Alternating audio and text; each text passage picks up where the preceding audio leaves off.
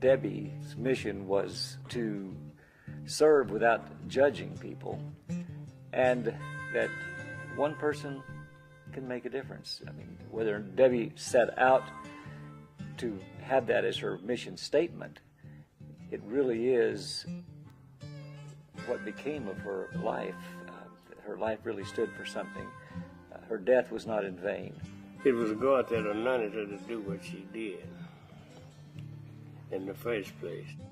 God knows who it would have taken to challenge me like that. I always keep a look on my face to discourage people to don't mess with me. And it seemed like she didn't pay me no attention at all. She treated me like I was a little boy. I didn't like that, but I had to buy it. But that's what happened. Did you hear me? So I was a man on the outside and a child on the inside, you know. And just like you give a child a spanking, she gave me a spanking in my mind, you know, made me straighten up, you know. I thought many times Denver would kill me. There were times that the first few times I got him in my car and he would scream at me and start hitting the dash of the car. It scared me so badly that I thought he might actually kill me. Life didn't mean nothing to me. To live was to suffer and to die was the game. I wasn't scared of nobody. And then all of a sudden he becomes a part of our family. And the man that I feared so greatly was the man God used to encourage us the most. The first time I met him, I thought he was the law for one time, because he looked like the police. And the way he was standing and looking looked like he was trying to see who was who or who he could bust. So I was very, very skeptical of him from the way he looked. Look at him, he looked like the man.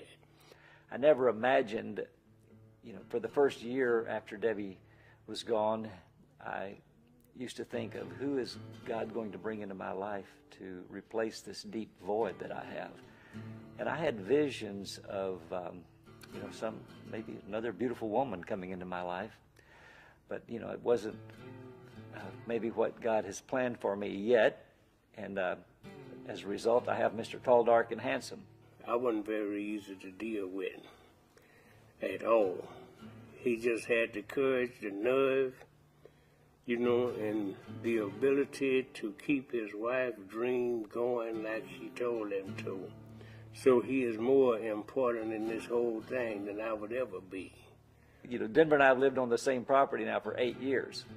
But we look at each other sometimes in the morning and we just laugh because we cannot believe here we are, the two most unlikely nobodies in the whole world that just have been, you know, put together in this extraordinary friendship and relationship that we have.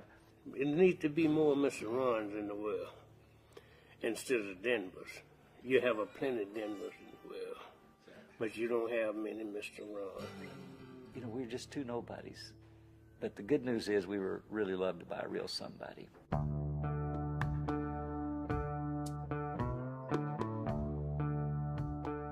Recently, we were in a major city doing a fundraiser there for the homeless. And we were meeting with the man who was heading up the city's commission for their 10-year plan to end homelessness in their city. And it involved building more buildings and more services and more programs. And Denver, the poor man who was wise, looked at the man who was head of the homeless coalition and said, "How many homeless are on the streets here?" And he said, "About 6,000. He said, "How many churches are in this city?" He said, "About 6,500. Denver said, "There's your answer right there. It's not going to take 10 years to solve your problem." He said, "You can take care of that problem in 30 days. He said, "Every church in this city, just take one homeless person, and you still got 500 churches that ain't going to get nobody." So this is just the way I think about things. I think we all are God's children. Did you hear me? You know, whether we right or whether we wrong. You can give people a sandwich. You can give them a roof over their head. You can give them a full belly. But apart from loving them, you will never change their lives. There is a light, and there is a way out. There's a way back home, just like he left. And then when you do that, your job is well done. I think if that message could ever get out, and we could light that fire and get that going, I think we would see a real change in the homeless situation in America. It started something that will never end. Did you hear me? Denver's legacy, I believe,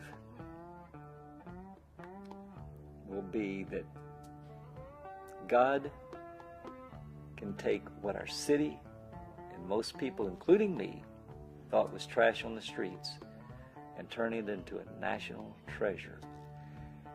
And Denver likes to say that he's in the recycling business, that he is just recycling the love that he received. He's recycling the love that Miss Debbie showed him.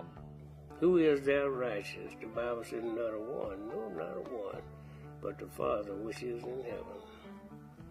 So the lowest sometimes can be the highest, and the highest sometimes can be the lowest. Right? And you can't judge a book by what? By its cover. Right? And you can't judge people by their kind. Because there's some good in every man. Just give him hope and give him a chance, man. There's some good in every woman. Just give her some hope and give her a chance. That's mercy.